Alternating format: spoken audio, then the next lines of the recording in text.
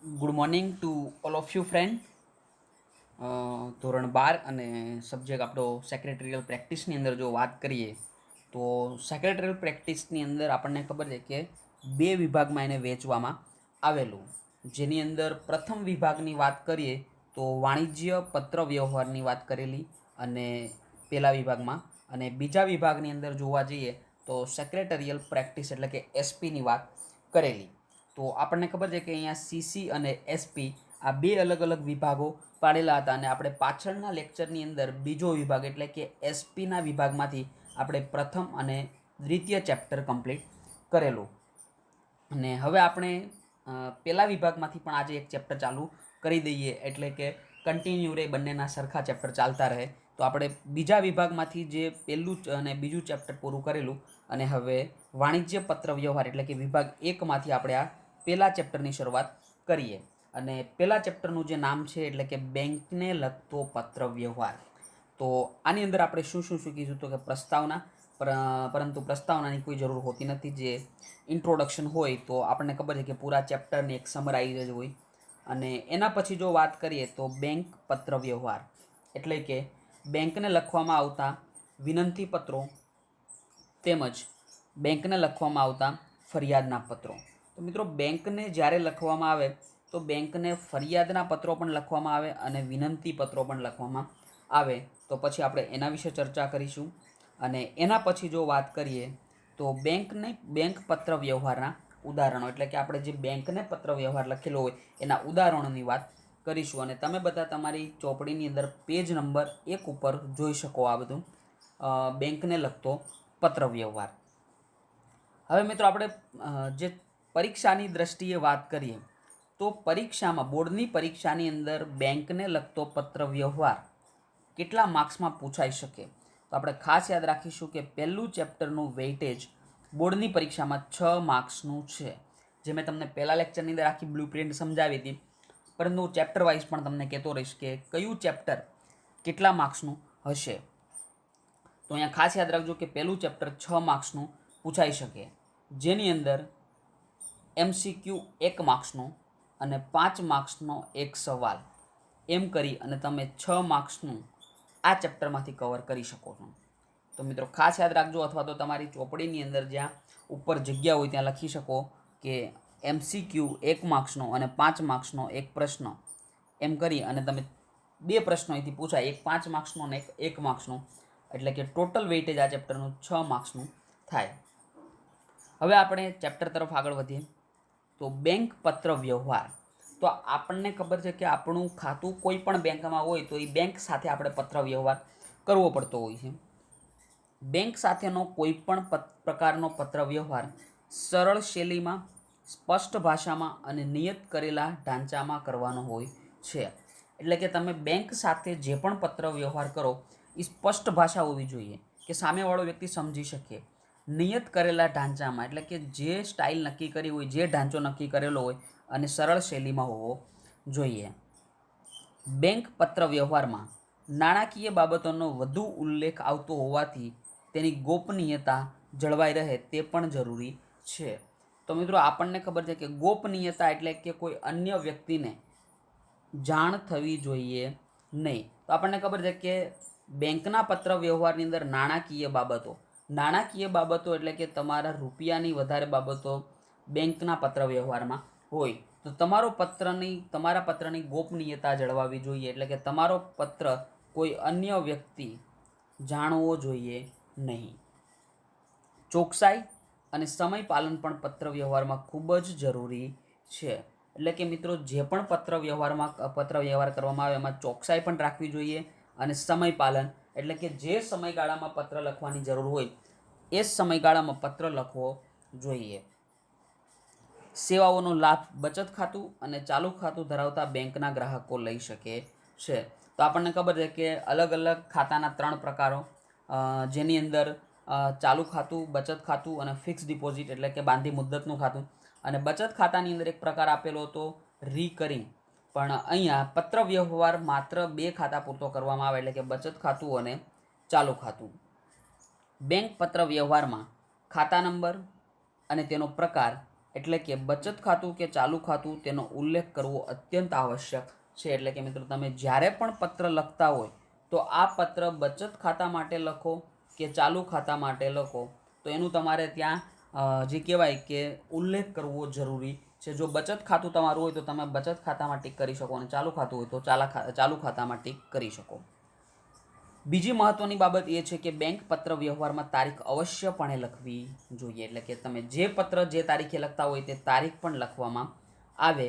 અને બેંક પત્ર વ્યવહારમાં જ્યાં પણ નાણાંની રકમ લખવાની હોય ત્યાં તે રકમ આંકડા અને ત્યારબાદ કૌંસમાં શબ્દોમાં લખવી હિતાવહ છે. એટલે કે સમજો કે તમે કોઈ પત્ર વ્યવહાર 1000 રૂપિયા માટે કરેલો, તો 1000 રૂપિયા આંકડામાં લખો અને ત્યારબાદ એને કૌંસમાં લખો 1000 રૂપિયા પૂરા. અથવા તો જે ઇંગ્લિશમાં લખતા હોય તેને ખબર જ છે કે 1000 રૂપીઝ ઓનલી, આવું શબ્દોમાં પણ લખવું પડે. સામાન્ય રીતે બેંક સાથે પત્ર વ્યવહાર મુખ્યત્વે નીચેની 2 બાબતો માટે થતો હોય, જેમાં બેંકને લખવામાં આવતા વિનંતી પત્રો અને બેંકને લખવામાં આવતા ફરિયાદના પત્રો. તો સૌથી પહેલાં વિનંતી પત્રોમાં જોઈએ તો ખાતું ખોલાવવા માટે, ચેકના નાણાંની ચૂકવણી અટકાવવા માટે. એટલે કે મિત્રો તમે કોઈ અન્ય વ્યક્તિને જ્યારે ચેક લખેલો હોય અને ચેક તમે સાઇન કરી અને આપી દીધો હોય અને આ પેમેન્ટ આ ચૂકવણી જો તમારે અટકાવવી હોય તો તમે બેંકને પત્ર લખી શકો કે આ નંબરનો જે ચેક છે, આ ખાતા નંબર, આ પૈસા તમારે ચૂકવવાના નથી, આ જે પેમેન્ટ છે એને અટકાવી દો. ઓવરડ્રાફ્ટ મેળવવા અંગેનો પત્ર, ખાતું બંધ કરાવવાની જાણ કરતો પત્ર, ડીમેટ ખાતું ખોલાવવા અંગેનો પત્ર, શૈક્ષણિક લોન મેળવવા અંગેનો પત્ર. એટલે કે જો તમારે એજ્યુકેશન લોન લેવી હોય તો પણ તમે પત્ર લખી શકો. બેંકમાં લોકર સુવિધા મેળવવા અંગેનો પત્ર, ડેબિટ કાર્ડ, ક્રેડિટ કાર્ડ અને એટીએમ સુવિધા મેળવવા અંગેનો પત્ર. અને છેલ્લે debit card, credit card, ATM card ગુમ થયા અંગેનો જાણ કરતો પત્ર. તો આવી રીતે અલગ અલગ પત્રો લખવામાં આવે, વિનંતી પત્રો. અને ફરિયાદના પત્રોની અંદર બેંક દ્વારા ચેકને ખોટી રીતે અમાન્ય કર્યો હોવાની ફરિયાદ કરતો પત્ર. બેંક સ્ટેટમેન્ટ એટલે કે પાસબુકમાં જણાયેલ ભૂલનું ધ્યાન દોરતો પત્ર. અને બેંક કર્મચારી દ્વારા ગેરવર્તણૂક કરવામાં આવી હોય તો એની ફરિયાદ પણ તમે કરી શકો.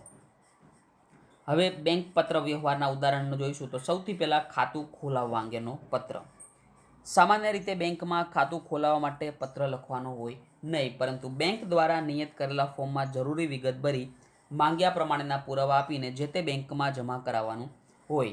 એટલે કે આપણને ખબર છે કે બેંકમાં જો ખાતું ખોલાવવું હોય તો એના માટે કોઈ પત્ર લખવાની જરૂર નથી, પરંતુ જે બેંક ખાતું ખોલાવવા માટે જે ફોર્મ હોય એ ફોર્મ તમારે ભરવું પડે.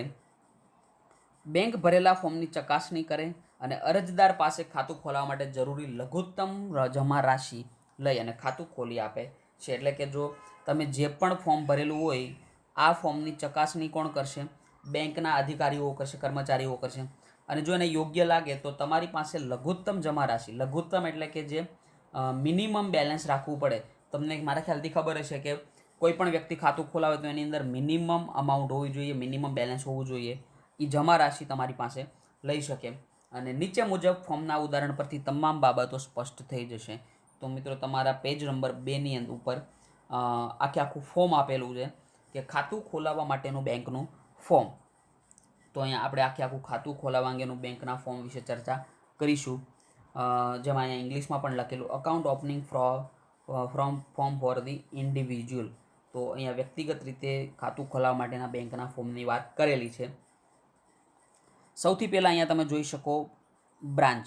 એટલે કે તમે સમજો કે આપણે એવું માની લઈએ કે આ SBI બેંક માટે તમે ખાતું ખોલાવો તો, અને નિકોલની બ્રાન્ચ, તો અહીંયા તમે નિકોલ લખો, બ્રાન્ચમાં નિકોલ. એના પછી અહીંયા તારીખ લખશો કે જે તારીખે તમે અકાઉન્ટ ઓપન કરાવતા હોય, ખાતું ખોલાવતા હોય ત્યારની વાત છે. અહીંયા અકાઉન્ટ નંબર, પણ અકાઉન્ટ નંબર હજી તમને આપવામાં આવેલો ન હોય, માટે તમારે બ્લેન્ક છોડવો પડે. એ બેંકના કર્મચારીઓ એને ભરે. એના પછી ખાતાના પ્રકારો, તો તમે સેવિંગ ખાતું ખોલાવવા માગો, કરંટ, ટર્મ ડિપોઝિટ એટલે કે ફિક્સ ડિપોઝિટ કે અધર અકાઉન્ટ. તો આપણે સમજો કે સેવિંગ ખોલાવવા માગતા હોઈએ તો સેવિંગ અકાઉન્ટની સામે ટીક માર્ક મારીશું. એના પછી ફૂલ નેમ ઇન કેપિટલ લેટર્સ. તો અહીંયા આપણને ખબર છે કે 1, 2 અને 3 અલગ અલગ કોલમ આપેલા હોય. તમે તમારી બુક્સમાં પણ જોઈ શકો. એમાં ફૂલ નેમ આપણે લખીશું. સૌથી પહેલાં અહીંયા લખીશું સરનેમ લખવામાં આવે, એના પછી આપણું નામ અને પછી પિતાનું નામ.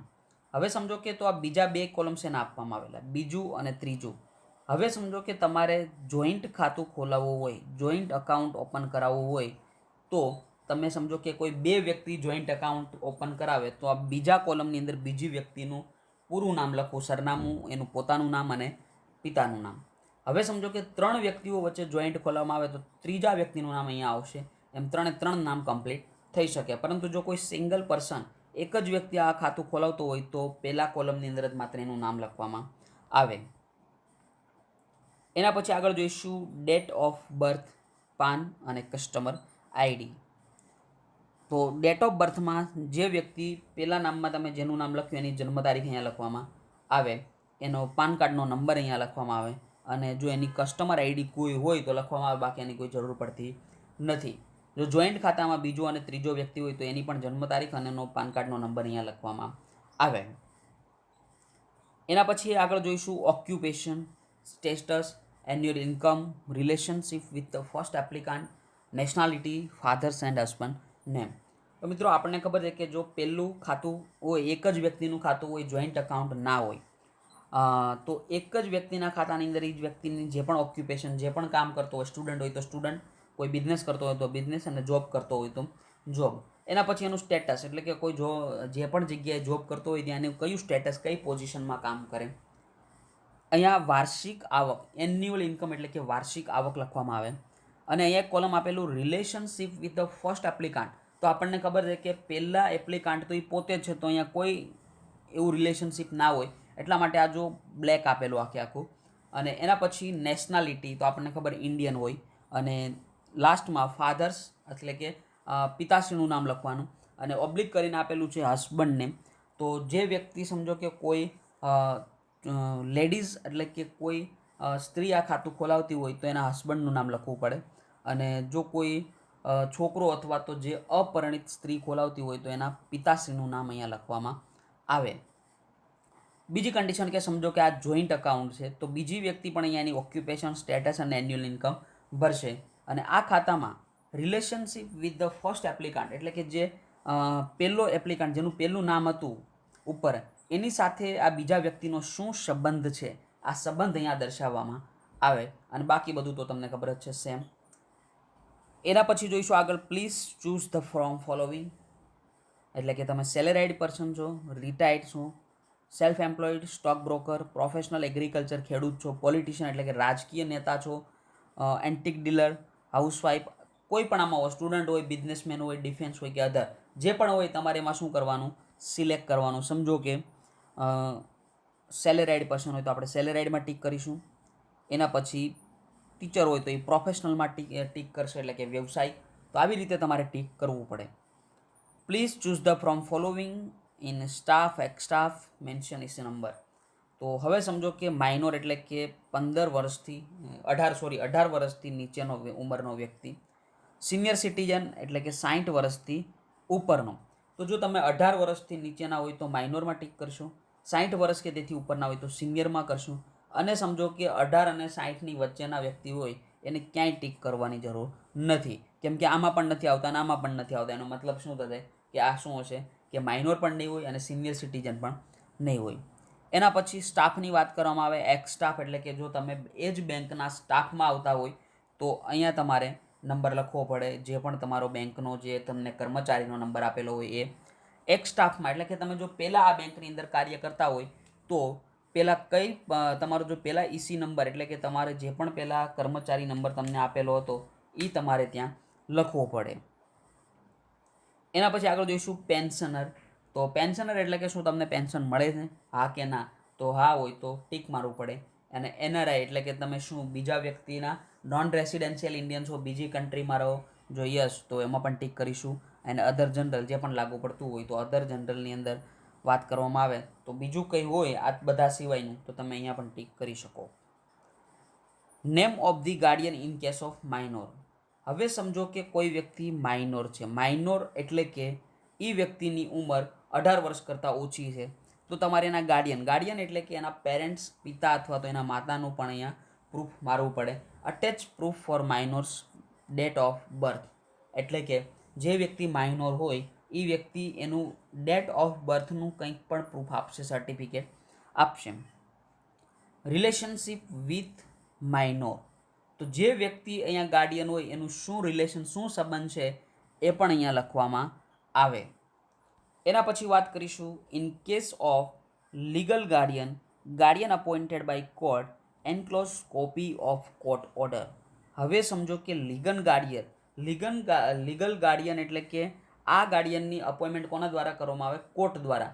હવે જે વ્યક્તિને પોતાના માતા અથવા તો પિતા ના હોય અને એના કેસમાં લીગલ ગાર્ડિયન હોય એટલે કે એનું કોઈ પણ ના હોય ત્યારે કોર્ટ દ્વારા આ ગાર્ડિયનની અપોઇન્ટ કરવામાં આવે.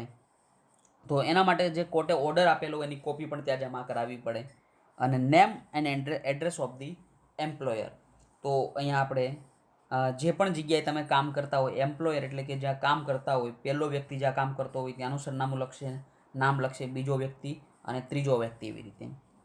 એના પછી operating instruction please mark in appropriate box, એટલે કે આ ખાતુંને કોણ સંચાલન કરશે, કોણ આનું ઓપરેટિંગ કરશે, તમે પોતે કરવાના તો સેલ્ફ સાથે કરો.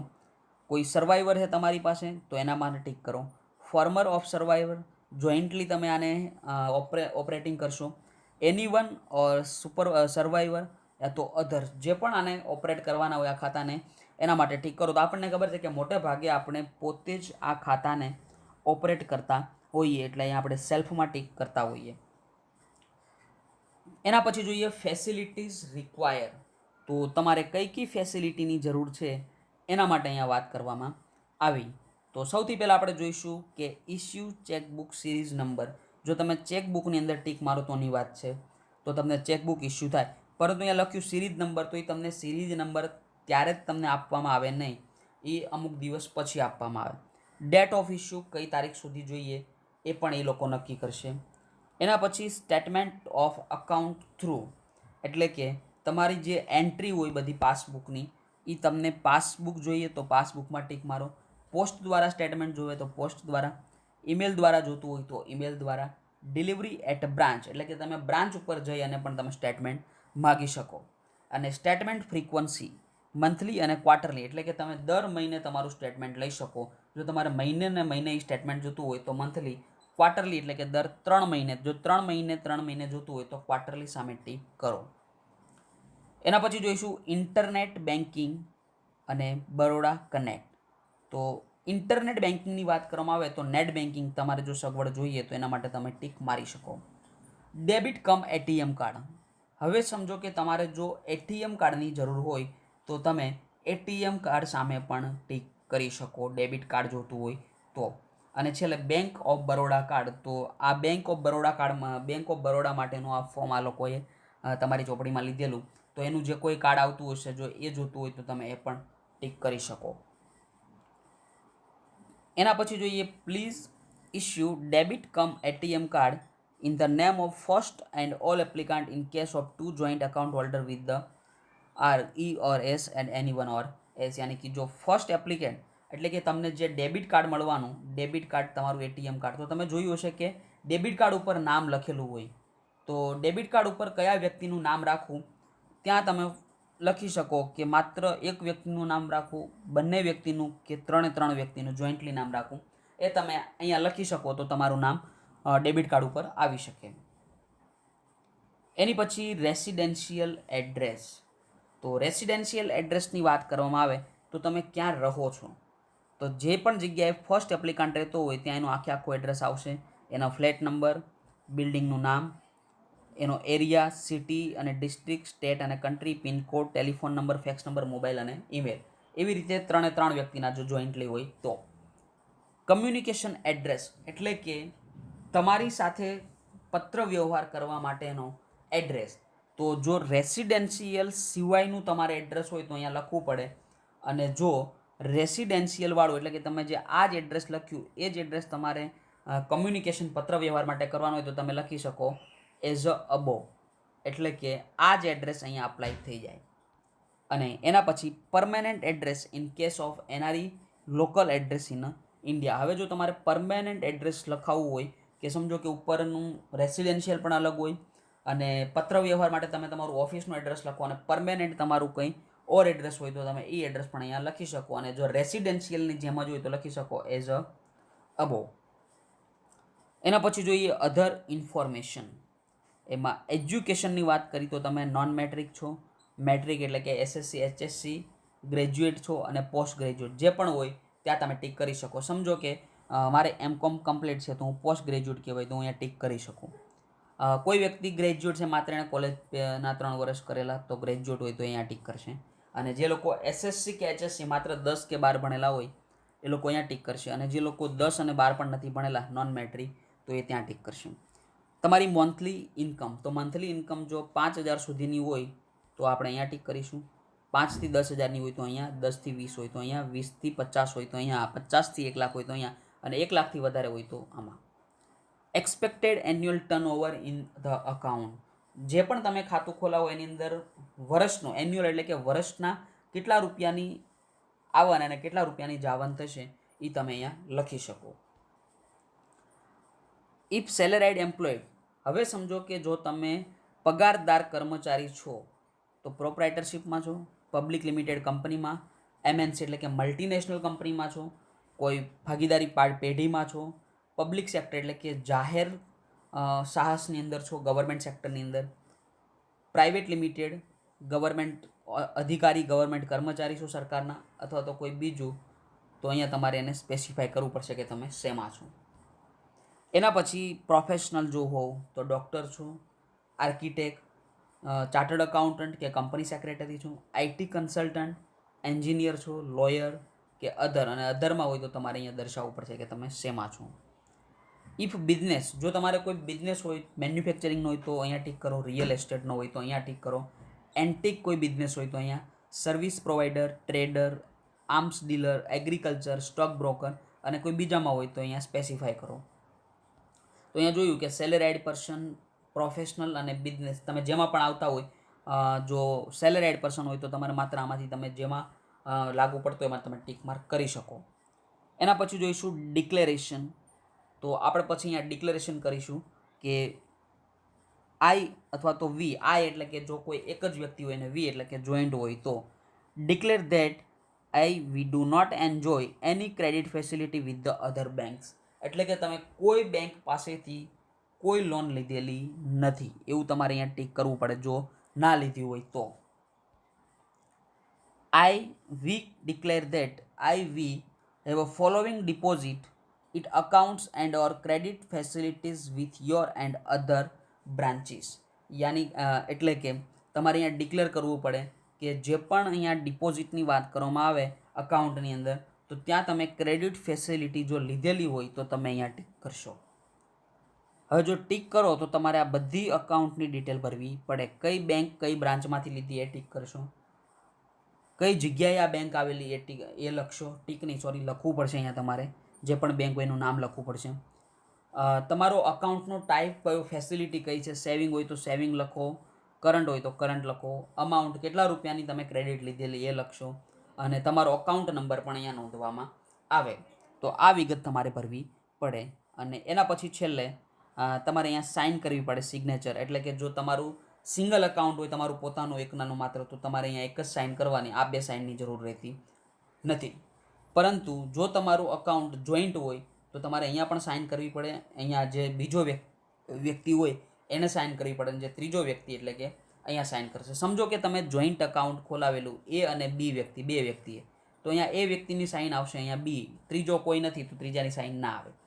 સમજો કે એ, બી અને સી ત્રણેય વ્યક્તિનું જોઈન્ટ અકાઉન્ટ, તો અહીંયા એ વ્યક્તિ સાઇન કરે, બી કરે અને સી વ્યક્તિ સાઇન કરે. તો મિત્રો અહીંયા આપણે જોયું સાઇન સુધીની વાત કરી. અને આગળની વાત કરીએ તો હજી બેંક ખાતું ખોલાવવા માટેનો પત્ર વ્યવહાર પૂરો થતો નથી, પરંતુ આગળ જે આપણે introduction from existing account holder જે આપણે આગળના લેક્ચરની અંદર કન્ટિન્યુ કરીશું, કારણ કે આ જો આપણે પૂરું કરવા રહીશું તો જે આપણો લેક્ચર ઘણો લાંબો થઈ જશે. માટે આપણો આજનો લેક્ચર આપણે અહીંયા સુધી રાખીએ અને આવતા લેક્ચરની અંદર આપણે પેજ નંબર 4થી શરૂઆત કરીશું. Thank you to all of you friend and take care. Bye bye.